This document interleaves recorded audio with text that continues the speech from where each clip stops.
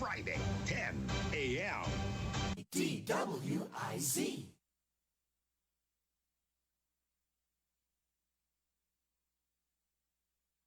Gigico III, tuloy-tuloy ang suporta ng pamahalaang panlalawigan sa mga micro, small, medium enterprises o MSMEs ng Pangasinan. Kaya tuloy-tuloy ang paglago ng kanilang negosyo. Laking pagpapasalamat namin sa provincial government through the pangunguna ni Governor Kiko na naging consistent. Malaki ang naitulong po sa amin at lumaki ang aming production at the same time nakikilala kami po sa ibang bansa. Kilala na rin sa international market ang mga produkto ng Pangasinan. I know it's going to be a good venue to be able to show to the world that we have all of these products being made in Pangasinan. I'm very happy for our entrepreneurs na meron na kaming avenue to market. Katuwang ng pamahalaang panlalawigan sa pagsuporta sa mga MSMEs ang DTI. Mapalad yung mga MSMEs natin dito sa Pangasinan dahil it's the provincial government that takes the initiative. Mahal ang bayad sa International Expo pero it was shouldered by the provincial government. So, salamat sa ating provincial government na nandoon talaga yung kanilang heart to help our MSMEs to grow. Sa pagsuporta naman ng Provincial Agriculture Office sa kadiwa ng Pangulo ng Department of Agriculture, isinasagawa ang Kadiwa on Wheels na Kapitolyo. Nagsimula ito taong 2022 at kalaunan ay tinawag na Kadiwa na Kapitolyo noong January 2024. Layunin ng Kadiwa na mailapit ang mga mamimili sa mga MSMEs, Farmer Cooperative Associations at mga mangingisda. So we started with some around 20 plus lang na exhibitors noon.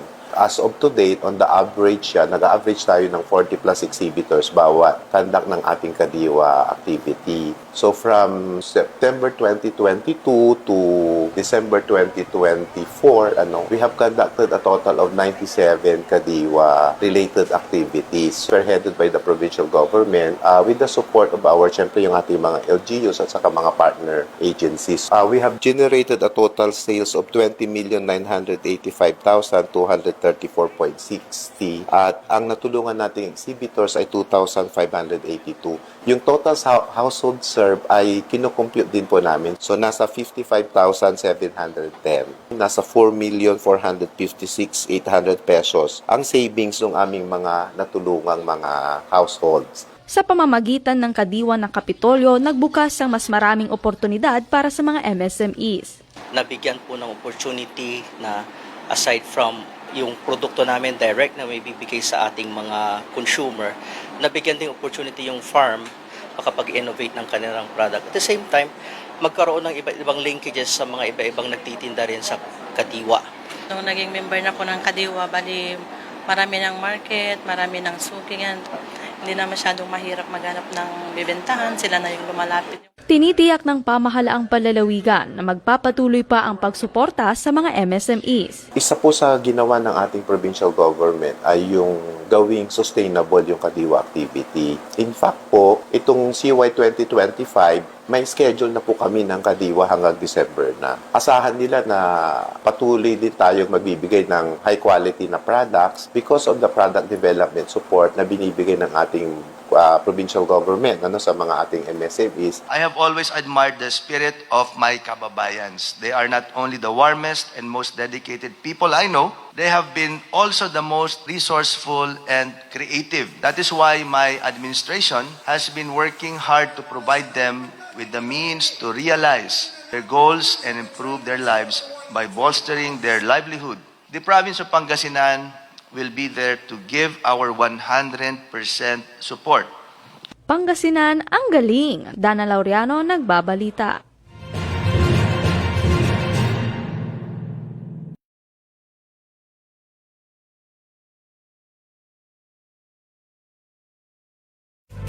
Good morning mga kaibigan na imbag na bigat, kanya yung amin na po.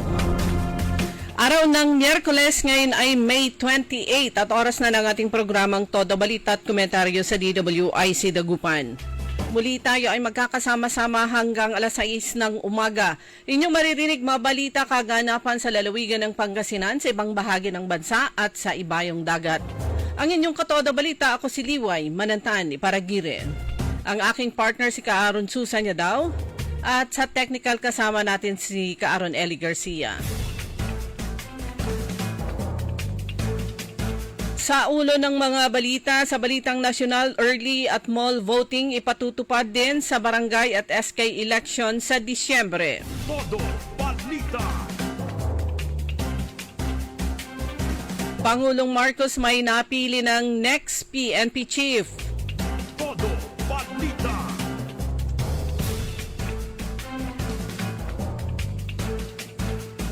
Sa balitang lokal,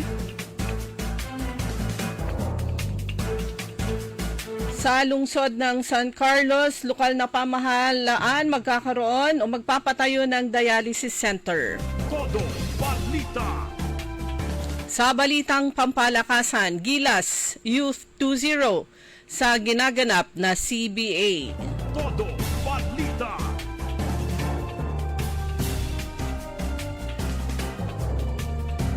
At ngayon sa detalye ng ating mga balita. Ipatutupad muli ng Commission on Elections o COMELEC ang mga pagbabago na ginamit sa May 12 midterm elections na idaraos na sa barangay at sangguniang kabataan elections sa Disyembre. Sinabi ito ni COMELEC spokesperson John Rex Laudianco sa panayam sa Bagong Pilipinas ngayon. Kabilang sa mga inobasyong ito ay ang maagang pagboto sa mall at mga prioridad na lugar ng botohan para sa mga mahihinang sektor. Idinagdag pa ng COMELEC official na tinitignan din nila ang paggamit ng automated counting machines o ACM sa ilang bahagi ng bansa.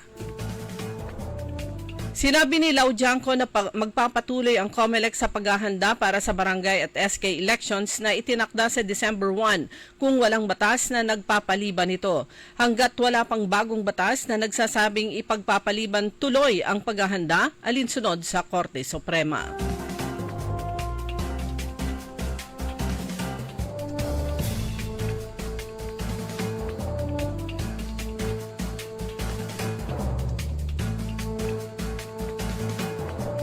Inihayag ni DILG Secretary John Vic Rimulya na may napili ng susunod na hepe ng Philippine National Police si Pangulong Ferdinand Marcos Jr. Sa isang press briefing, sinabi nitong bahagyang nahirapan na maghanap ng susunod na PNP chief si Pangulong Marcos dahil hindi biro ang magiging trabaho nito lalo na sa usapin ng peace and order sa bansa. Gayunman tiniyak ni Rimulya na kayang gampanan ng susunod na PNP chief ang pwesto at trabaho na iiwan ni PNP Chief General Romel Francisco Marbil.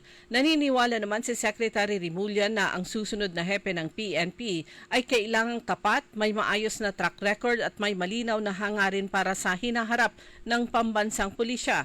Dagdag pa ni Rimulya na hindi siya nagrekomenda ng anumang pangalan para sa PNP post dahil may tiwala siya kay Pangulong Marcos.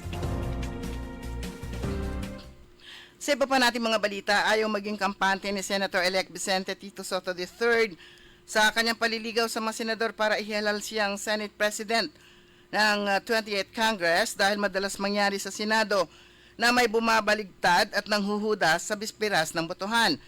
Ito ang sinabi ni Soto na tanungin kung may nakuha na siyang boto na 13 senador matapos sabihin ni Senator Panfilo Ping Lacson na higit kalahati ng Senado ang nakausap ni Soto.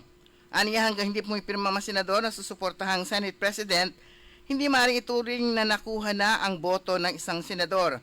Anya, kung ideolohiya ang pagbabatayan, 13 senador ang sumusuporta sa kanyang ipinaglalaban sa Senado.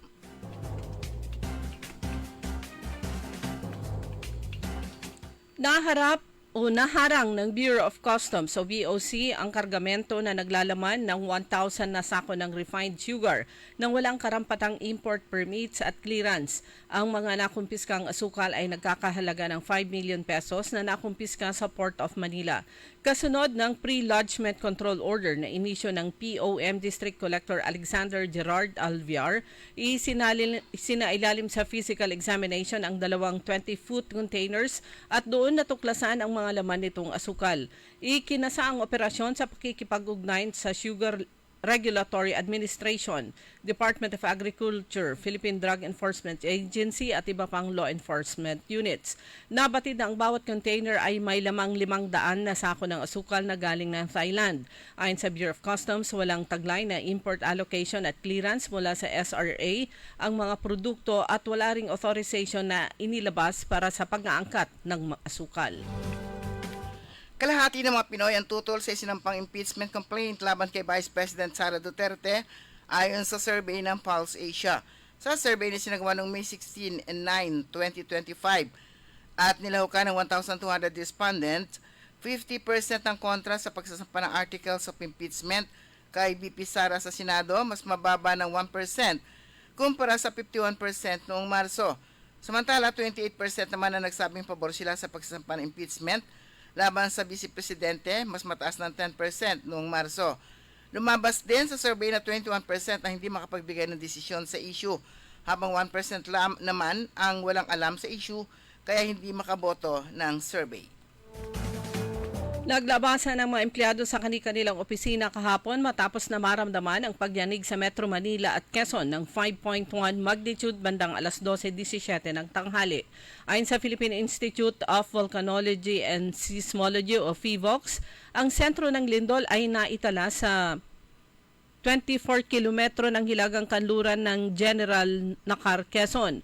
Umabot naman sa 10 kilometro ang lalim sa lupa na sa naganap na lindol na tectonic ang pinagmulan. Samantala, nananatiling ligtas sa mga Pinoy mula sa muling pagsirit ng COVID-19 sa Thailand. Ito ang kinumpirma ng Ambassador Millicent Paredes ng Philippine Embassy sa Bangkok kaugnay sa kalagayan ng mga overseas Filipino workers sa gitna ng ulat na pagtaas ng kaso ng COVID-19 sa ilang bansa tulad ng Singapore, Thailand at Hong Kong. The good news is that we have not received any news that there are Filipinos affected by this surge of COVID-19 cases, ani Paredes. Aniya may 40,000 ang mga OFW sa Thailand at karamihan sa kanila ay nagtatrabaho bilang English teacher na lantad sa mga tao. Naniniwala rin si Paredes na handa ang gobyerno ng Thailand sakaling tumaas pa ang kaso ng COVID-19 sa kanilang bansa. Nananatiling popular si dating Pangulong Rodrigo Duterte sa mga botanteng Pilipino batay sa inilabas na Pulse Asia survey nitong Lunes. Nakakuha si Duterte ng 63% trust rating sa kabila na nakakulong ito sa The Hague. Isinagawa ng Pulse Asia ang survey noong May 6 hanggang 9, ilang araw bago ang midterm elections sa most registered voters. Lumabas naman na ang small majority ng mga botante o 58% ang hindi sumang-ayon sa pag-aresto at pagsuko ng Administrasyong Marcos kay Duterte sa International Criminal Court o ICC. Tinututulan ng mga prosecutors ng ICC ang hakbang ng kapwa ni Duterte na disqualify ang dalawang hukom. Nakapiit si Duterte upang iharap sa ICC sa reklamong crimes against humanity na iniuugnay sa patayan na naganap sa kanyang administrasyon o drug war. Dumango naman tayo sa ating mga lokal na balita. Dahil sa Government Unified Incentives for Medical Consultation o GIConsulta, mahigit 1 milyong Pangasinense na ang na-enroll sa PhilHealth Consulta. Ang PhilHealth Consulta program ay pambansang programa ng PhilHealth na naglalayong magbigay ng libreng primary care services. Sakop ng PhilHealth Consulta mga sumusunod: konsultasyon sa doktor, health screening, basic laboratory test, piling gamot at maintenance. Nakapaloob dito ang konsulta benefit package na nakakalaga ng 1,700 pesos. Hiwalay ito sa 300 pesos cash incentive ng GIConsulta program ng pamahalang palalawigan ng Pangasinan na sinusulong ni Governor Ramon Gico III. Hangad ng programang ito na mailapit sa publiko ang PhilHealth Consulta. Pinagtibay ito sa ilalim ng Provincial Ordinance No. 330 Series of 2024 na inaprubahan ng Sangguniang Panlalawigan. Sa magandang balita naman, ang ibinahagi ni Mayor Julier Ayoy Resuello ng San Carlos City. Ito ang pagkakaroon o yung planong paglalagay ng US-grade dialysis facility na magbibigay ng libre at subsidized dialysis para sa mga Sangcarlenian patients. Ayon kay Resuello, hindi pa man siya muling na-inaugurate para sa kanyang pangatlong termino bilang alkalde ng San Carlos. Isang good news ulit ang hatid nila sa mga minamahal nilang kababayan. Pinagtibay na ang opisyal na pirmahan ng partnership sa lokal na pamahalaan at ang Aguanta Group na magtatayo ng US-grade dialysis center sa siyudad ng San Carlos kung saan walang gagastusin ang lokal na pamahalaan sa nasabing pagpapatayo ng facility. Sa pamamagitan ng pasilidad, ayon kay Risuello, ito ay tatayo sa Old Jollibee Building sa Rojas Street o Barangay Rojas at makakapagbigay ng maganda kalidad, available at libre o subsidized dialysis treatment sa kanilang mga kababayan. Inaasahan na sa pagtatapos ng taong ito hanggang first quarter ng 2026 ay mapapakinabangan na ang nasabing dialysis facility. Binalaan ni Linggay Dagupan Archbishop Socrates Soc Villegas ang publiko laban sa kumakalat na peking video sa social media gamit ng kanyang litrato para mag-promote at magbenta ng anumang uri ng gamot. Nilinaw ni dating presidente ng Catholic Bishops sa Conference of the Philippines o CBCP na wala siyang ini-endorsong gamot o supplement. I have recently become aware of AI-generated videos using my likeliness to promote and sell medicine without my knowledge or consent. I want to make it clear that I have no involvement in these products or promotion, giit ng Arzobispo. Ibinahagi rin ng CBCP sa kanilang social media account ang post ni Villegas para tulungan ito ipaalam sa publiko na peke ang nasabing video. Naging leader ng CBCP si Villegas noong 2013 hanggang 2017. Ipinagkaloob naman ni Attorney Benher Abalos sa Bayambang Polytechnic College ang 1 million pesos na donasyon para sa kabataang Bayambenggenyo sa ginanap na flag raising ceremony noong May 26, araw ng Lunes, sa Event Center. Tinanggap ni na Special Assistant to the Mayor, Dr. Cesar Quiambao at Bayambang Polytechnic College President, Dr. Rafael Saigo. Ang 1 million pesos na donasyon ni former DILG Secretary Attorney Benher Abalos para sa Bayambang Polytechnic College upang magamit ito sa mga proyektong pang-akademiko at pasilidad ng mga mag-aaral. Kasama sa turnover ceremony sina Vice Mayor Ian Camille Sabangan, iba pang sangguniang bayan members, kasama rin si Municipal Administrator Attorney Rodeline Regini Vidal. Sa siyudad na Alaminos, isang community awareness seminar on coral reef protection ang naganap kahapon sa Alaminos City Sports Complex sa pangunguna ng City Environment and Natural Resources Office kasama ang Department of Environment and Natural Resources, Department of Agriculture, Bureau of Fisheries and Aquatic Resources at UP Marine Science Institute sa buong suporta ni City Mayor Art Brian Celeste. Sa Community Awareness Seminar sa Coral Reef Protection ay nagsama-sama ang madamdaming mga individual upang matuto, magbahagi at kumilos para sa kinabukasan ng karagatan. Sama-sama, maaari tayong gumawa ng pagkakaiba, isang korales sa isang pagkakataon ang kanilang tema. Dumako naman tayo sa mga balitang pampalakasan. Mabilis na dinispatcha ng Gilas Youth ang Thailand sa pamamagitan ng score na 87 kontra 42 upang manatiling malinis ang record nito sa FIBA Under-16 Asia Cup CBA's qualifiers na ginaganap sa San Fernando City sa Pampanga. Natuto na ang Gilas Youth na sa mabagal na simula nito kontra sa Vietnam sa kanilang opening game. Samantala sa tennis naman, hindi pinalad si Alex Iyala sa women's singles ng 2025 French Open na ginanap sa Paris, France. Maagang nasibak ang 20 years old na Pinay netter matapos umani ng 0-6, 6-2 at 3-6 desisyon sa kamay ni Colombian Emiliana Arango sa first round. Sumanya kabuuan ang ating newscast sa ating todo balita at komentaryo. Kami po yung matagapagbalita ko po si Susan Valdez Yadaw. Ako naman si Liway Manantani para Gire. Ang oras po natin alas 5:27 ng umaga. DWIZ. Ang balitang ito ay inihatid sa inyo ng Bingo Plus. Download Bingo Plus app now on Google Play and Apple App Store for a chance to win up to 312 million pesos jackpot prize. Visit bingoplus.com to learn more. With Bingo Plus, bingo sa saya, plus sa panalo. Gaming is for 21 years old and above only. Game responsibly. Keep it fun. Magandang araw po sa ating lahat, sa ating mga bisita. Inaanyayahan ko po kayo sa aming lungsod ng Alaminos para po mabisita at ma-experience ang ating mas pinagandang 100 Islands.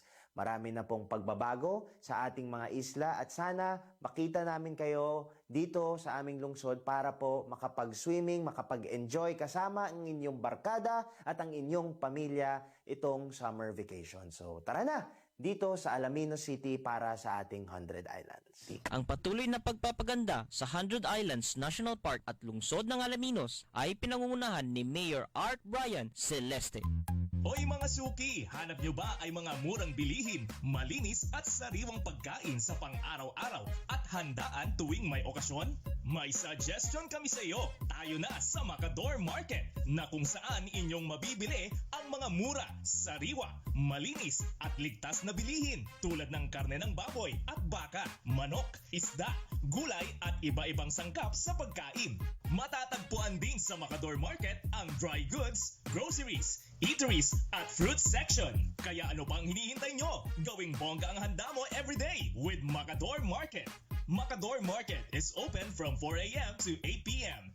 Visit us at Macador Market, Galvan Street at Zamora Street sa downtown Dagupan City. Para diretso na alive ang umaga mo. Para diretso na buhay ang dugo mo. Para diretso na ang bangon at trabaho na agad-agad. Iaarangkada na namin ang mga balitang kailangan mo. Ibibigay na namin ang mga impormasyong pinaka-latest, pinakabago, pinag-uusapan, trending, viral. Arangkada Balita live sa DWIZ Metro at Mega Manila. DWIZ News FM regional stations. Naka-live din sa lahat ng DWIZ Digital News account, Facebook, YouTube at DWIZ News website. At panoorin din ang live nationwide sa Aliw 23 Free TV.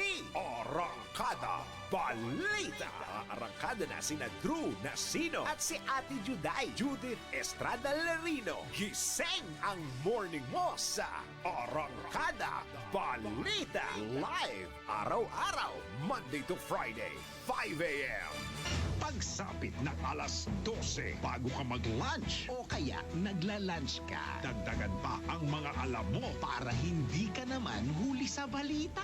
Live sa DWIZ Manila at sa lahat ng DWIZ News FM sa buong Pilipinas, Luzon, Visayas at Mindanao. At mapapanood ng live sa Aliw 23 Free TV at sa lahat ng digital channel ng DWIZ. Ang Balitang Bayan. Mga balitang nangyari lang at kasalukuyang nangyayari. Balitang Bayan. Kasama ang opisyal na tagagising ng bayan, si Drew Nasino. Di ka aantukin kapag nalaman mo na ang latest sa Balitang Bayan. Sa patuloy na pagbabalita ng tama at paglilingkod ng tama. Balitang Bayan. Araw-araw, 12 noon. DWIZ. Liway Manantan at Isusan Yaraw sa Todo Balita.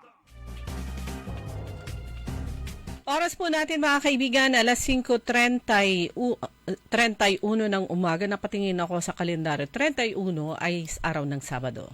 Pero ngayon po ay 28. Yan, ilang tulog na lang po yan mga kaibigan. Yes, 28 ngayon. Kahapon regular session po ng Sangguniang Panlunsod, and as usual, siyempre masipag pa rin po pumapasok ang Majority 7 at makikita mo sa kanila na parang walang nangyari. Ayan. At tatapusin nila yung kanilang termino. Oo, pero wala yung wala yung minority. Yung minority ngayon. Ayan, yung kasalukuyang minority, wala sila. Anong ba kasi malara siguro, naksawam na tira. Siguro sekanda, sige, gawayo la. Gawayo la, gawamit taloy taon. Pero yung term nila for this term ay hanggang 30 pa ng June. Babayaran pa kayo ng taong bayan. Oo, ayan. diretso dapat ang kanilang pag-attend sa regular session ng Sangguniang Panlungsod ng Dagupan. Oo, kung ano yung sipag ninyo noon na kahit na wala namang dapat talakayin twice a week kayong mag-session at saka talagang lalo na nung anong tawag ito? Nung suspended yung 3, sinamantala nyo talaga yung pumasok na pumasok. Tapusin nyo na para hindi nila sabihin ningas kugod yung sipag ninyo. Ayan. O baka naman iniwasan na rin nila na wala na ring wala nang bangayan. Alam nga mo, magbabangayan pa. Hindi, tsaka naman na yan, whatever mga discussions before at yung mga present nung Majority 7, ayan naman ay natural lang naman sa isang sanggunian, even sa isang board, di ba? Na nagkakaroon ng discussion at may mga kung hihingin na presentations na dapat i-present yun. Pero yun nga, saludo po tayo dito sa Majority 7 na pagkatapos ng lahat, pagkatapos ng eleksyon, balik trabaho. Parang ang sangguniang panlalawigan ng Pangasinan. Balik trabaho sila nung Lunes. Ayan po, presiding officer si Vice Governor Mark D. Guzman Lambino. Ganun din itong Majority 7 sa pangunguna ni Councilor Manang Celia Lim. Yan, magbibiling ako kasi baka miss out ko. Babae muna, Councilor Manang Celia Lim, Councilor Dada Reyna, Councilor Dr. Malu Fernandez at syempre si Councilor Irene Lim Acosta. Parang hindi ko nakita si Dr. Malu kahapon. Parang nakita ko sa picture nila. Tapos, Councilor Red Erfa Mejia, Councilor Alfie Fernandez, Councilor Alvin Coquia. 7. Kompleto ako. Congratulations po sa inyong paninindigan pa rin na magsilbi. Nandun siya katabi ko. Si Councilor Alvin, Councilor Red, Councilor Malu, Councilor Susan, Councilor Yoli. Bakit may proclamation kayo? Councilor Councilor Manang Celia, Councilor Dada, saka si Councilor Irene. So ang wala si si Councilor Alfie Fernandez. Kasi meron yung mga nag-request ng picture. Taking yung kanilang mga fans na mga barangay officials. Sabi ko, maki-picture na rin kami. Gusto daw itaas. So yan. Nagtaasan ng kamay kahapon. Pero yun nga po, parang walang nangyari. Napaka-sports po nitong ating mga councilor dito po sa siyudad ng Dagupan. Sabi nga nila, madali lang ang 3 taon. Yan. Mabilis lang yung 3 taon. Kaya yung mga kababayan natin dito sa Dagupan na nalulungkot dahil baka akala nila ay iiwanan na sila. Parang may assurance na ayan, mabilis lang po yung 3 taon. Patunay lang na hindi sila nangiiwan. They are true public servants. Natalo man sila. Isa lang yung nanalo, si Councilor Dada. Dahil hanggang katapusan pa nga ng June 30 pa yung kanilang term, tatapusin nila. Yan ang true public servants. Whatever happened, ang nasa isip at nasa puso nila, mga kababayan po nila sa Dagupan. Pero ang pinagtatakhan ko lang talaga yung sa SWAL. Kung bakit yung suspension at saka yung nangyari doon sa yung vice mayor na kung meron daw hinagisan daw ng bala, bakit kaya nililink? Parang 3 daw na bala na nakabalot dun sa tarjeta. Pero una 2. Pero ang ko doon, bakit nililink sa kanilang mga kalaban? Unang-una, lalong-lalo na at saka bakit si Vice Mayor? So kung si Vice Mayor, sino posible niyang kalaban? At ang lang natin dito, ang agang nag-concede nitong si Junjun Celeste. Sabi nga niya bata pa naman po ako. So mas maharap na nga daw niya yung pamilya niya, at saka may mga negosyo din siya. So meaning, bata pa naman po ako. Ibig sabihin, pwede siyang bumalik sa pagkatapos ng 3 taon. Tapos nung sabi nga ni Mayor ni Congressman Celeste, nung nalulungkot nga yung ibang mga sponsors, ibang mga supporters, bakit kayo malungkot? Si Junjun lang naman ang natalo. So yung pamilya, wala namang kawalan yan. Parang siguro pang uplift na rin din siguro doon sa bata. Oo. Wala naman sa kanila at matagal na nga yung even before kasi di ba yearly yan every nag-abroad sila sa pagod nila, matagal pa naka-reserve na sila. Naka-schedule na, naka-book na sila. Medyo naiwan lang si congressman nga dahil nga sa pagdating nga ni Pangulong Marcos. President Bongbong Marcos. Pero ang alam natin, yung suspension niya, ito yung dati. Kasi hindi pa niya na isa-serve. Tatlong buwan ito na isa-serve niya. So since hindi pa naman, kung sakali, meron kasi kapag ka-admin case kasi, kapag ibinoto ka ng tao, parang burado na yung administrative case mo. Pero hindi natin alam kung anong klaseng kaso itong yung sa kanya. Kung admin case yun, ito may kinalaman ito dun sa parang simple lang naman siya simple graft. Simple graft and corruption yung kanya. Kasi hindi naman siya major. Hindi siya grave. Simple lang. Pero 3 months yung kanyang suspension and ayaw niya, hindi siya bumaba agad kasi noon dahil nga sa Mag-i-election na. Ang sinasabi, walang clearance ang COMELEC. Pero yun nga po sinasabi nung abogado, nung na-cover ko yun, sabi nung abogado, kapag case galing sa ombudsman, exempted yon sa sa sakop ng COMELEC. But even then, ang alam ko, nakakuha ng clearance ang DILG o secretary ng DILG. Nakakuha siya ng clearance kasi hindi rin magbibigay ng clearance, hindi pa in-implement ng DILG rin dahil walang COMELEC clearance. So, nung nakakuha ng clearance sa COMELEC, doon na nag-issue si Secretary Remulla ba? Secretary Remulla, inatasan niya ngayon yung DILG officer, DILG Regional Director, na ipatupad itong suspension order laban kay suspension order nitong si Dong Kalugay. At yun nga, siyempre by succession, ang Vice Mayor noon ay si Vice Mayor Vice Mayor pa naman ngayon si JC Arsinue. Siya ang magsasucceed as acting. Pero nung nakakuha nga sila ng clearance at may utos ng ganon, nag-take oath si Vice Mayor sa isang barangay kapitan na allowed yun ng law, allowed yun ng batas. Pero yun nga, since election na yun, Sabado na, wala na. Kaya nga naisip ko rin yan implement pa ba yan kaya itong suspension? Pero palagay ko hindi na, baka tamad na rin siguro sa isip-isip ko lang, si JC, o si Vice Mayor JC, hanggang sa marinig nga natin na meron ngang dumating nga doon na DILG at saka ang mga PNP para i-implement nga itong pero meron nag-live na registration. Meron nag-live na isang registration, hinahanap ko si Vice. Hindi ko na siya nakita doon sa vicinity. So i-serve nila itong suspension order kasi 3 months ito. So hindi pa yun. Pwedeng palagay ko lang yung 2 months, baka pag July, upo na siguro siya. Baka pwedeng applicable ito doon sa sinasabi nilang kapag binoto ka na ng tao, wala na yung kaso mo. Kaso hindi pa nga niya nasa-serve yung 3-month suspension niya. So tingin natin dito, palagay ko lang hanggang itong June na lang kasi ilang araw na lang, isang buwan na lang yung kanyang isa-serve doon sa suspension.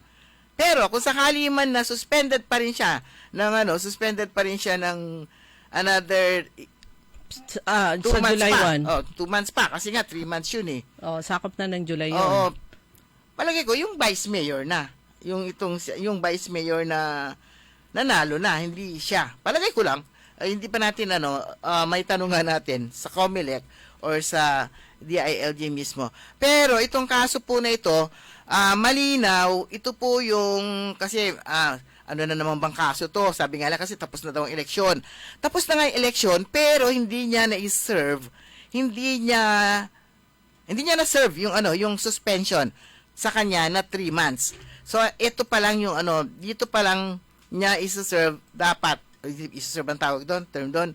Ngayon pa lang niya magagamit. Tama mo naman term doon. Gagamit. Ngayon pa lang niya i-occupy yung vacancy. Ngayon pa lang niya mag-assume. hindi ang mag-assume si Vice. Ngayon pa lang may serve yung suspension sa kanya kasi wala pa. Hindi niya sana Iniwasan, parang ordaneta lang. Oo, sabi nga parang ordaneta lang eh. Kung sana nag-step down na siya noon, total mananalo naman pala siya. O kung nag-step down siya, dinabawasan na sana yung kanyang suspension. Pero hindi natin alam, subaybayan din natin itong kaso nito ng na diyan sa SWAL kasi nga yung naririnig natin, bakit naman i-connect dun sa kalaban? At saka, kaya nga, tapos na yung eleksyon, unang-una, pangalawa, yun po ay yung suspension order lumabas bago yung araw ng eleksyon. So yung pangatlo, yung kaso ay final po yan months before the election At saka yung kaso, hindi ito election-related. Itong kaso ni Don Kalugay o Mayor Don Kalugay, hindi ito yung disqualification case na final sa kanya.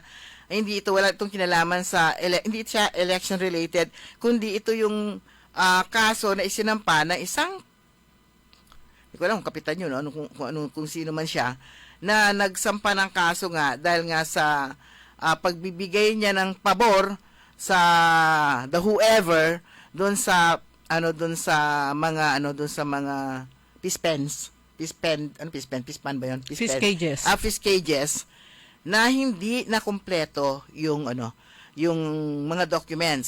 So parang pagbibigay ng pabor sa isang individual o sa ilang individual na hindi kumpleto yung mga papeles. So yun yung nireklamo nila sa kanya. Kaya ang nakita nga lang ay ano sinabi ko kanina? Hindi siya grave. Minor.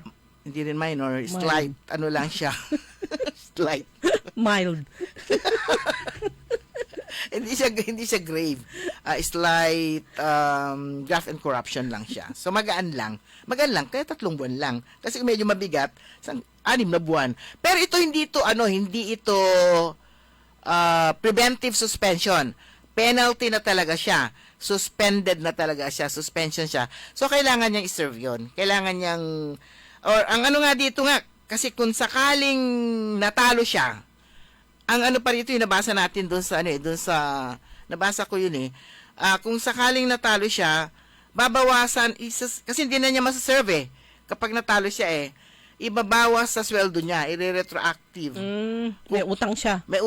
Ibabawas dun sa sweldo niya. So yun yung lumabas dun sa decision ng ombudsman. So ombudsman po yun, hindi yun connected whatever sa politika. Ayan. Kasi para napaka-unfair naman doon sa kalaban nila na nanahimik, bigla na lang silang ini-involve doon sa kanyang kaso na wala naman silang kinalaman doon sa kaso nilang yon. At saka ang daling mag-accuse. Correct. At saka ang daming pinamigay noon nung panahon ng campaign na mga leaflets, mga tarjeta ng mga kandidato. O madali rin lang silang kumuha ng bala para ibalot dun sa Pero tapos na yung election hindi ko rin makita yung logic. Buti pa dito sa Binmaley, ayan, binati ng PDP laban si incoming o kaya Vice Mayor-elect Edgar Mamenta ng Binmaley. Sabi dito, congratulations Binmaley Pangasinan Vice Mayor-elect Edgar Mamenta. The people of Binmaley Pangasinan and PDP laban celebrate your victory, Honorable Edgar Mamenta, in winning the vice mayoral mayoral seat, as this proves you have the integrity to be a true public servant. Pero matulong yan talaga si Vice Mayor Edgar Mamenta. Kumusta kaya yung kanyang yung kanyang party list nakapasok kaya, yung party list ng kanyang sinusuportahan noon at madaming naitulong sa mga kababayan natin dito sa Pangasinan. Kalimutan ko yung yung pangalan.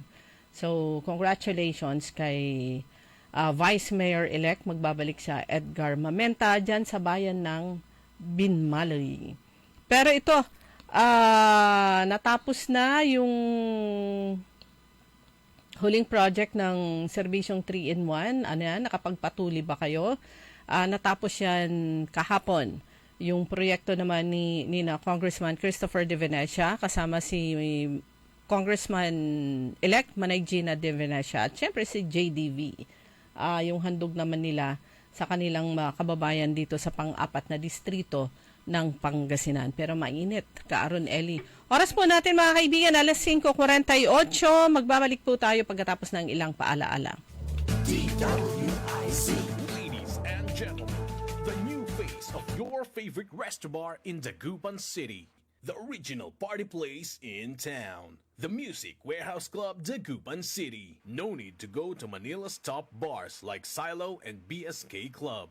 Dagupan has it all. Fully air-conditioned with free entrance, free parking, and restrooms for all. Doors open at 7 p.m. Do well, live well, and dress really well. Find us at Paris Street, Barangay Pogo, Chico. Contact us at 075-522-2617. Reserve your tables now.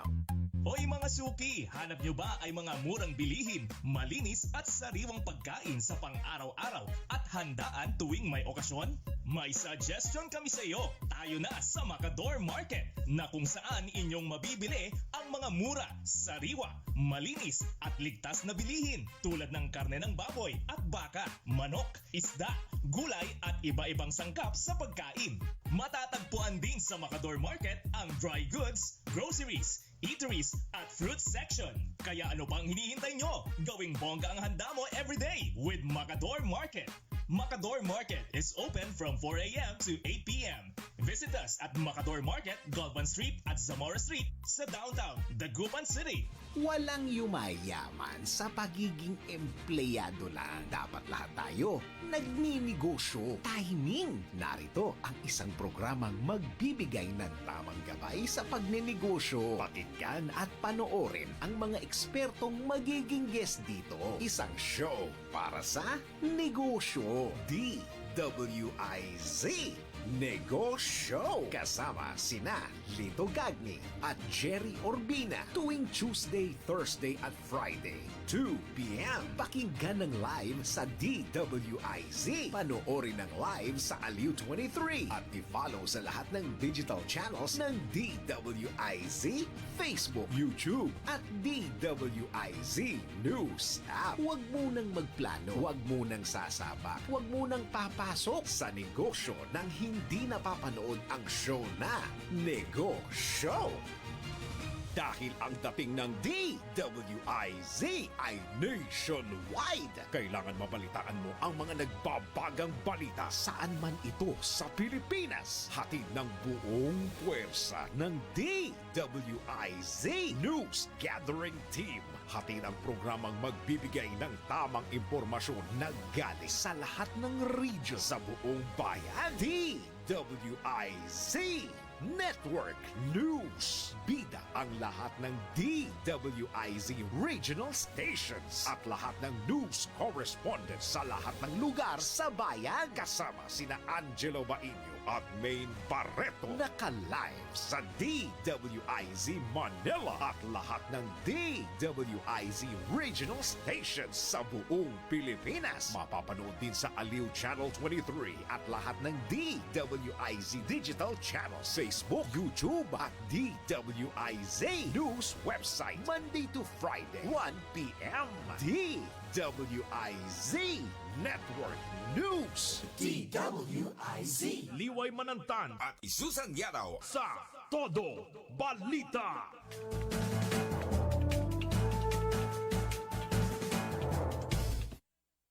Meron na lamang po tayong 8 minuto bago mag alas 6 ng umaga. Ayan, di po ba nitong nakaraan ang Malacanang pinag-resign lahat ng cabinet members at may mga balita na rin kung sino-sino yung hindi tinanggap yung kanilang mga courtesy resignations. Pero yung pagpunta po ng Pangulo sa sa Malaysia ay dinesignate niya 3 as caretakers. At isa doon, syempre, napakataas po yung trust and confidence niya sa kababayan po natin na si Secretary Conrado Estrella III. Talagang best friend niya. Yeah, so, baka nag-resign, baka pinag-resign, baka bibigyan siya ng mas magandang pwesto.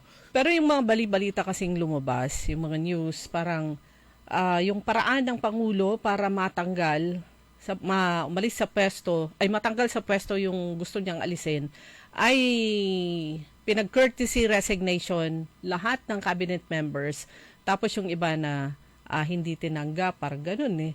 O kaya muli silang inappoint para, kumbaga, ang matitira doon, yung hindi tinanggap yung courtesy resignation, sabi nila, yun yung ayaw na ng Pareho Pangulo. din lang. Kaya parang ano daw, parang, ang tawag ito? Ginulo lang ang kumbaga sa ano, parang humane, no? Parang humane way of saying, o humane way ng pagpapaalis sa kanila. Kaya pareho din naman balot ang para ano. sabihin, hindi siya tinanggal, siya ay nag-resign. Oo, pareho din lang naman din yung ano niya. Kaya mas mahirap pa to kasi naabang-abangan mo kung ano eh. Kung tatanggapin ba o hindi. Hanggat hindi ka na-re-appoint, hindi mo alam kung pasok ka pa ulit o hindi na.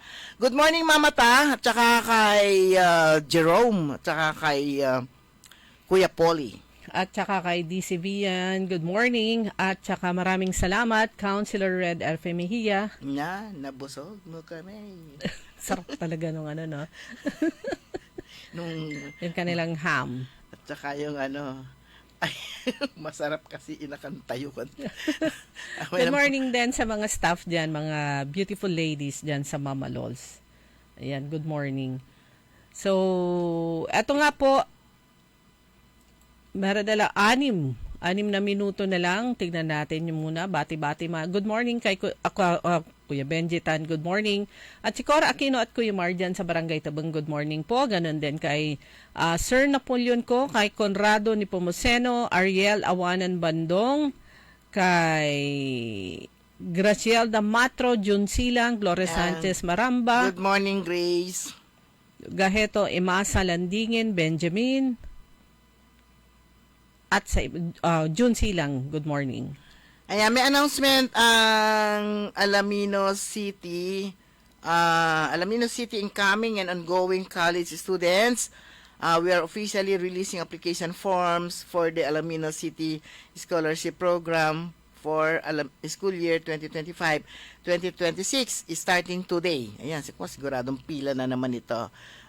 For more information and to get your application form, visit the City Mayor's Office Monday to Friday, 8 to 5 p.m. and look for our dedicated coordinators, Ms. Realyn Lejero and Ms. Maridel Rabac. Ito kasi yung iba noon, kapag scholar ka, relax ka na. Akala mo na yearly, tuloy-tuloy yan.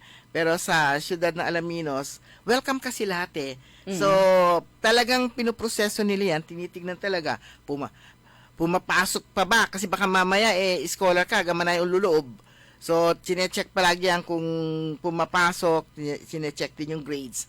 At welcome pa rin lahat ng mga pagkagaya nito, marami na namang mga bagong magiging first year. Mga bagong applicants din. Kasi meron na rin mga nag-graduate. So, yan, mapapalitan na naman yung mga maraming mapapalitan kasi mga nag-graduate. So, maraming mga bagong mga scholars. So, yun, ang proseso doon, bibigyan sila ng form. Itong araw na to, minsanan ng pagbibigay ng form at minsanan din yung pagsasubmit nila ng mga accomplished forms saka mga accomplished na mga requirements. Although konti lang yung requirements, mas lakin labat registration form. Ayan. Sa Pangasinan Polytechnic College, ito po yung paaralan ng Province of Pangasinan. Natapos na yung kanilang admission test. Ginanap yun Lunes at saka kahapon. So, good luck sa lahat ng nag-take ng admission test sa Pangasinan Polytechnic College. Sa history ng nasabing paaralan, sila yung second batch.